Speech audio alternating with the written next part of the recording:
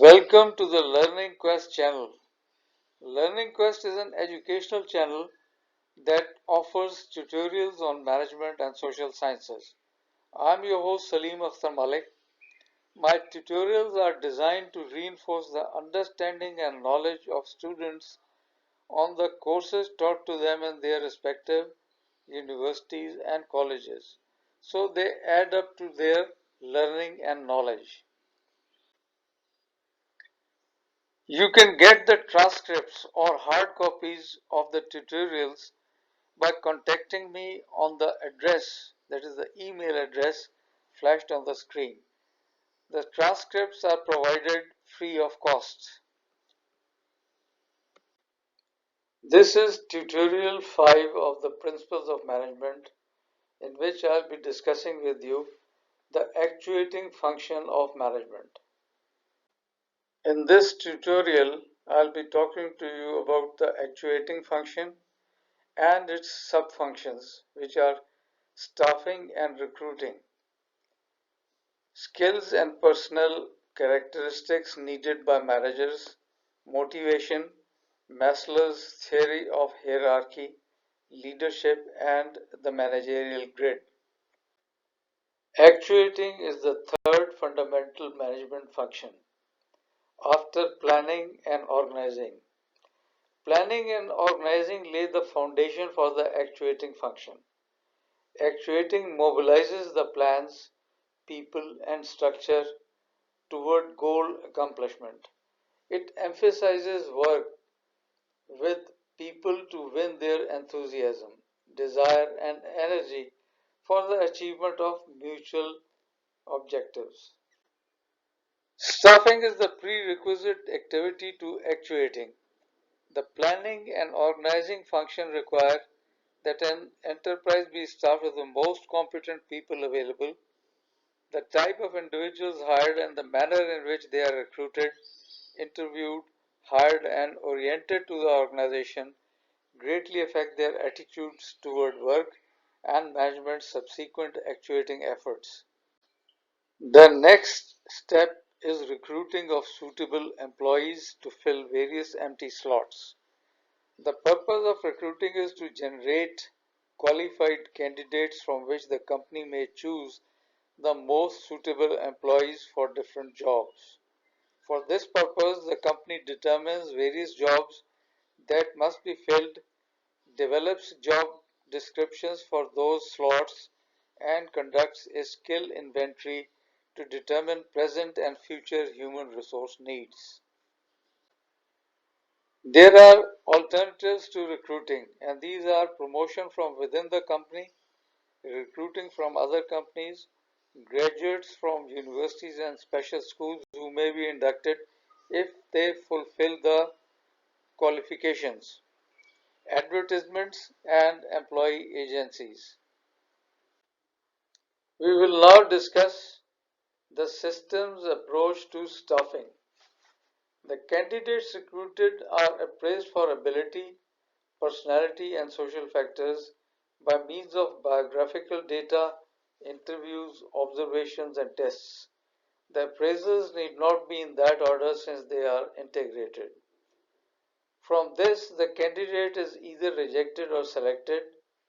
The ability appraisal takes place into account the candidate's education, training, experience, technical skill, and achievement, as well as mental ability, imagination, and similar basic abilities necessary to perform the job. Personality factors are those attributes of the candidate that are required to get along with people, to work willingly toward a definite goal, to operate under pressure or adverse conditions, to take criticism, and to maintain emotional stability. Social factors include the applicant's manners, general appearance, grooming, willingness to travel, and willingness to relocate. Skills and personal traits needed by managers. Competence for a managerial job is the product of both inherited and acquired qualities. Acquired qualities are achieved in the course of a person's development and by influences to which the person has been subjected, as well as the value of the culture. Performance expectations, general personality, willingness to accept responsibility, reaction to criticism, self confidence, decisiveness, and ambition, and remuneration expected, that is, the salary expected, are important factors. We will now talk about motivation, drive, and goal. Motivation is the need or drive within an individual that drives him or her toward goal oriented action. The extent of drive depends on the perceived level of satisfaction that can be achieved by the goal. Drive is the inner force that channels behavior in a specific direction, and goal is the incentive or payoff that reinforces private satisfaction. Example is of a student who may possess a strong need or want to perform well in a course. This need will drive the student to study hard to receive a good grade. The goal of a good grade, that is A grade. Work and motivation. The four major aspects that motivate an employee to do work to the best of his or her ability are the general nature of the work, its challenge, and the use it requires of one's talents, freedom to perform the work, opportunity to grow and to develop through training, feedback on performance, and to receive a reasonable variety of assignments, and lastly, recognition of work achievement.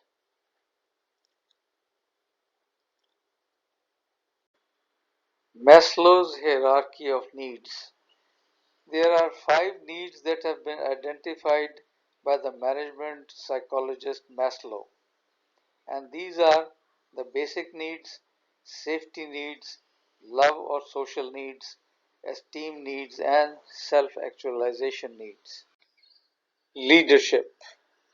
Leadership is defined as the relationship in which one person, the leader, influences others to work together willingly on related tasks to attain goals desired by the leader and or his team or group. The first three sources of power, that is coercive, reward, and legitimate, are primarily formal organizational factors that legally add strength to a leader's position. Expert and referent power factors are personal or individual elements that can informally contribute to or detract from the strength of a leader. A seasoned manager should be aware of both formal and informal bases of power and how they can positively contribute to a leadership style in reaching goals. Leading involves influencing and interacting with people to attain goals. A leader influences subordinates based on one or more sources of power, which we have already discussed, and these are coercive, reward, legitimate, expert, and referent. This framework is helpful in distinguishing between organizational and personal factors that contribute to the strength of an individual leadership position. We will now talk about leadership theories. Trait theories. These theories focus on the personal traits of leaders and attempt to identify a set of individual characteristics or traits that distinguish leaders from followers and successful leaders from unsuccessful leaders. Prominent trait theories are Stockdale's trait factors. Stockdale identified five areas which are useful for determining leadership models, and these are intelligence and scholarship, physical traits, social status and experience, personality, and task orientation. Giseli's personal traits. According to Giseli, following traits range from being very important to unimportant in relationship to leadership success. So, the very important traits are decisiveness, intellectual capacity, job orientation, self actualization feelings, self confidence, management capability, which is the quality of a team builder. Moderately important characteristics are affinity for working class, drive and initiative, need for a lot of money, need for job security, and personal maturity. And the traits which almost have no importance are masculinity versus femininity. Then there are the behavioral theories. These theories focus on the behavioral patterns or styles of leaders with respect to their interaction with group members. Major behavioral theories are the leadership continuum and the managerial grid. Leadership continuum.